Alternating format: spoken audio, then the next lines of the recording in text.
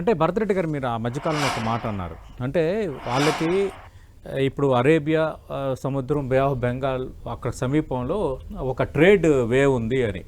దానిని కూడా ఆపగలిగితే మాత్రం బాగా ఎఫెక్ట్ అవుతుంది అని.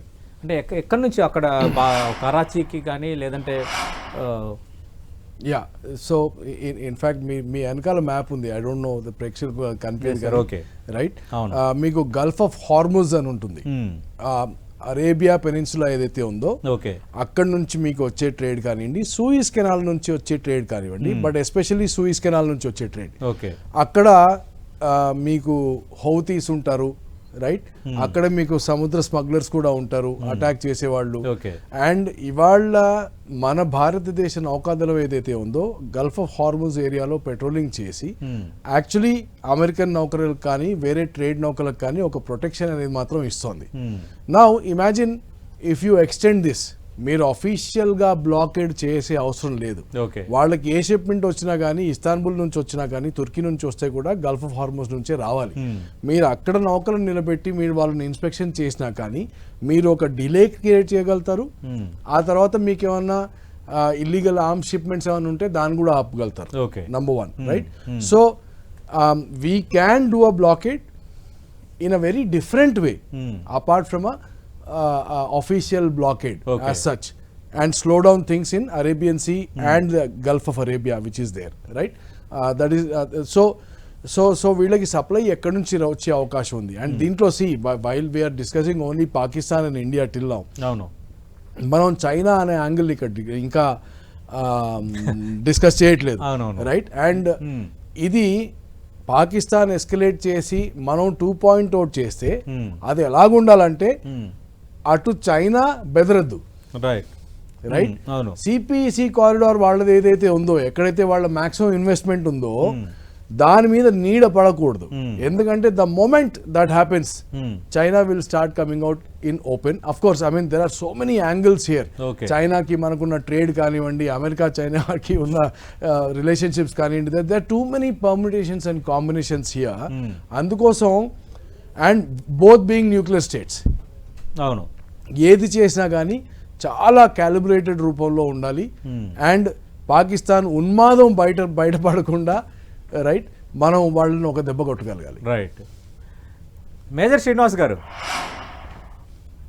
అంటే ఇప్పుడు డైరెక్ట్గా భౌతిక దాడులనే అంశమే కాకుండా గత 15 రోజులుగా భారత్ చాలా ప్రయత్నాలతో పాకిస్తాన్ ఆట కట్టించింది. అంటే ఇంకా మన ముందున్న ఆప్షన్స్ ఏంటి?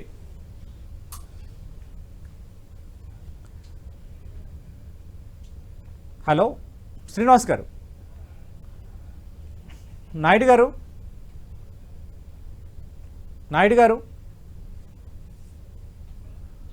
రైట్. అంటే ఇప్పుడు మీరన్న ఈ అంటే ట్రేడ్ రిలేటెడ్గా కొంత కొంత అడ్డుకోవటం అనేది. రెండోది, ఇప్పుడు ఇంకేమైనా ఆప్షన్స్ ఉన్నాయా మనం మరింత పాకిస్తాన్ టైట్ చేయడానికి? ఇంకా ఇప్పుడు IMF నుంచి వాళ్ళు కొంచెం ఫండ్స్ తెచ్చుకోవడానికి ప్రయత్నం చేస్తున్నారు, మనం దాన్ని బ్లాక్ చేయడానికి ప్రయత్నం చేస్తున్నాం. దాదాపు 59,000 కోట్లు, 7 బిలియన్. కరెక్ట్. POJKలో మనం కొంచెం LOCని సర్దుబాటు చేయడానికి ఒక అవకాశం ఉంది. So it's about multiple points of pressure, right? And third is trying to ఇప్పుడు వాళ్ళకి ఏవైతే ఫారిన్ ఇన్వెస్ట్మెంట్స్ వాళ్ళు ట్రై చేస్తున్నారో అది క్లోజ్ అయిపోయింది. నిన్న నెదర్లాండ్స్ కానివ్వండి, యూరోపియన్ దేశాలు కానివ్వండి, they have cancelled all their flights. ఒకటేమో ఫ్లైట్ పాత్ మా దగ్గర మా భూభాగంలో మీరు ఎయిర్ క్రాఫ్ట్ ఎగరకూడదు అన్నది ఒకటి, దాంతో ఆల్రెడీ వాళ్ళకి లాస్ మొదలైంది. నిన్నటి నుంచి యూరోపియన్ ఫ్లైట్స్ ఏవైతే ఉన్నాయో అవన్నీ క్యాన్సిల్ అయిపోయాయి, క్యాథర్ పసిఫిక్ కానివ్వండి, రైట్, ఇవన్నీ. సో దీంతో ఏమవుతుంది, the losses are increasing for Pakistan. So basically ఇప్పుడు మనం హ్యామర్ అండ్ యాన్విల్ అంటాం. అంటే కుమ్మరి కొడితే, రైట్, కింద యాన్విల్ ఉంటుంది ఐరన్ది, పైన హ్యామర్ ఉంటుంది.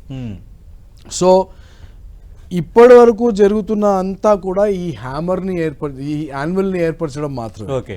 అసలు దెబ్బ ఏంటి, ఫైనల్ దెబ్బ ఈజ్ బలూచిస్తాన్ అండ్ ఖైబర్ పఖ్తూన్వా. ఇది పడనంత వరకు ఇక్కడ ఇది తయారు చేస్తూనే ఉండాలి. Now imagine, the third could be that you could go and openly say that we will support Balochistan. అవును ఆల్రెడీ మన విదేశాంగ బృందం వెళ్ళింది కదా. Exactly right. సో ఇలా అంచెలంచెలుగా ఏ ప్రెషర్ పాయింట్స్ దొరికితే ఆ ప్రెషర్ పాయింట్స్ని నొక్కుంటూ ఆ ప్రెషర్ మాత్రం తీయకుండా బిల్డప్ చేస్తూనే ఉండాలి. రైట్. అప్పుడే పాకిస్తాన్ కంట్రోల్లోకి వస్తుంది. అండ్ ఆ కంట్రోల్లో ఉంచుకోవడం కూడా తప్పు. మనం ఎన్ని రోజులు మనం చేసే తప్పు ఏంటంటే ఎన్నడూ కూడా పోయి కొట్టాము కానీ వాపస్ వచ్చి మళ్ళీ మన టేబుల్ మీద మనం కూర్చున్నాం. రైట్. సో వాడికి ఆ ఫ్రీడమ్ దొరికింది. ఈసారి మాత్రం ఆ ఫ్రీడమ్ లేకుండా కట్టిపడేయాలి ఆ దేశాన్ని.